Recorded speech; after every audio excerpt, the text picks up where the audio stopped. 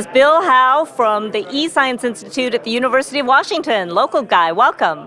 Thank you. I know that you've been doing interesting research. You know the term everyone throws around these days, big data. You manage some of this big data. Tell us. That's right. We work specifically with scientists in different domains, astronomy and oceanography and biology, and what we see happening is that big data is sort of fundamentally transforming the way science is done, and yet the technology delivery to these people who need it hasn't really kept pace. So we try to make these systems and technology that come out of places like Microsoft and elsewhere dramatically easier to use for these researchers who don't typically have a background in computer science or information technology or software engineering.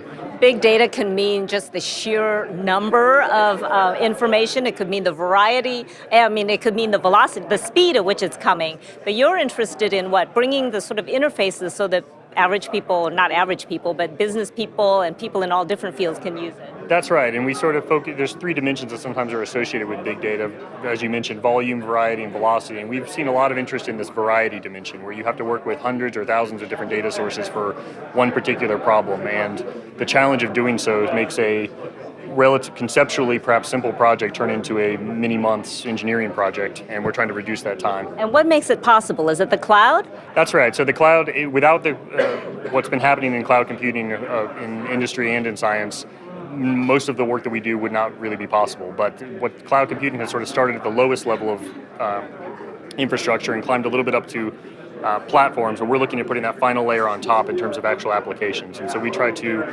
deliver, so for example, a product here at Microsoft is SQL Azure. This is fantastic for people who already know how to work with databases, but for people who don't know how to databases, they need an extra little layer, and we put that layer on top with a system we call SQL Share.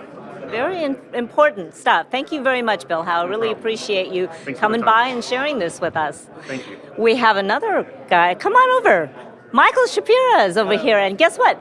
Michael is also a winner of the Faculty Award. Congratulations. Thank you very much. That was terrific. And tell us about when you just applied, one of many awards you applied to, and did you have any idea that you would win? Definitely not. No, it was a big surprise, a very pleasant surprise, but a big surprise and a big honor, of course. Oh, well, wonderful. Congratulations. So tell us a little bit about what your research is into. I understand it has to do with internet protocols. Tell us. Yeah, so I work primarily on improving today's internet infrastructure, both in the sense of making it less vulnerable to attacks of different kinds, making today's internet protocols for routing and congestion control more efficient, and in general, making the infrastructure better. What I was surprised by is that a lot of these internet protocols have been in existence for a very long time and virtually unchanged.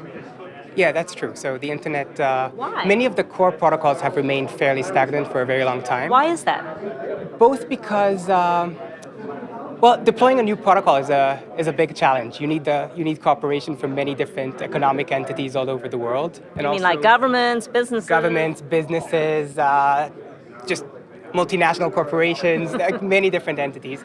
And that's a big challenge. You need to design the incentive structure just right. You need to design the deployment process just right. And it's a big challenge.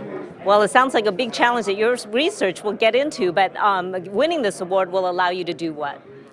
So, firstly, I think my work is probably going to get more exposure now that I've won this award. Absolutely. And I think that funding from the Microsoft Faculty Fellowship is going to aid me in funding students, traveling to different conferences and workshops all over the world, being exposed to new research in my field. Yeah, that will be very exciting. And I know you get this all the time. People say, well, you look like you're still in college, but you're... I'm old. But I'm old, yeah. I'm 34. That's really old. But he shaved off his beard, right? That's true. Yeah, I shaved today and